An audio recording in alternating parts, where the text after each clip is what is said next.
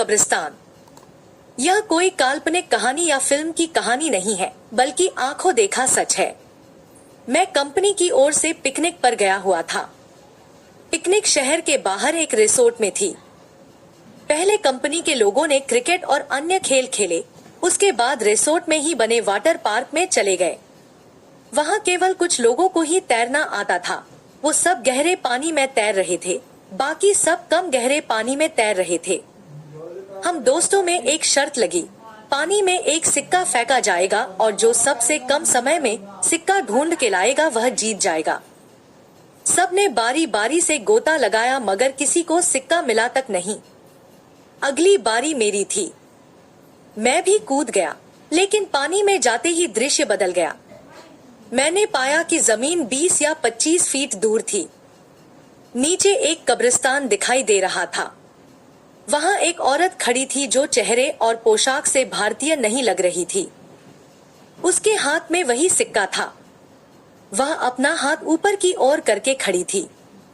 ऐसा लग रहा था मानो कि वो मुझे ही सिक्का देने के लिए खड़ी हो। मैं जैसे उसके सम्मोहन में आगे बढ़ता चला जा रहा था। कुछ ही क्षणों में मैं उसके करीब था और मैंने उसके हाथ से सिक्का ले लिया। जैसे ही मैं वापस आने लगा, उसने मेरा हाथ पकड़कर खींच लिया। अब उसका और मेरा चेहरा आमने सामने था। एक ही पल में उसका चेहरा बदल गया और एक भयानक रूप ले लिया। उसकी आंखों से खून निकल रहा था और उसके चेहरे पर एक भयानक सी मुस्कान थी।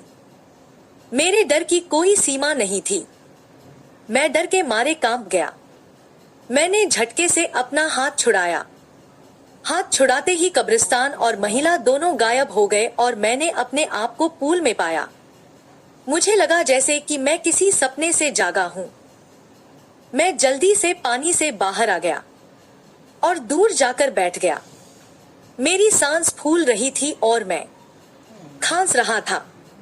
मेरे दोस्तों मेरी मदद करने लगे। थोड़ी देर में मैं सामान्य था। हर कोई पूछ रहा था कि क्या हुआ। मैंने बस सर हिलाते हुए कुछ नहीं में जवाब दिया। मैंने मुट्ठी खोल कर देखी तो सिक्का मेरे हाथ में था। ये देख मेरे दोस्त खुशी से उछलने लगे और मुझे बधाई देने लगे। दोस्तों ने फिर से शर्त लगाई, मगर मैं फिर से पानी में नहीं गया। शाम हो गई थी। हमारी बस जाने वाली थी। हम कुछ लोग सिगरेट पीने बाहर चले गए। मेरे दोस्त मजाक कर रहे थे और जोर जोर से हंस रहे थे। सामने खड़े एक अंकल हमारी बातें गौर से सुन रहे थे और बीच बीच में तड़का भी मार रहे थे। मैं चुपचाप खड़ा था। मेरे एक दोस्त ने मजाक में पूछा कि मैं तब से चुप क्यों हूं, क्या अंदर कोई भूत देख लिया?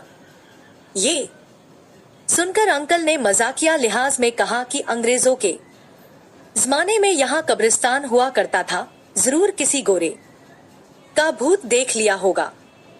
ये सुनकर सब हंसने लगे, मगर मुझको यकीन हो गया था कि जो मैंने देखा वह मेरा वहम नहीं था।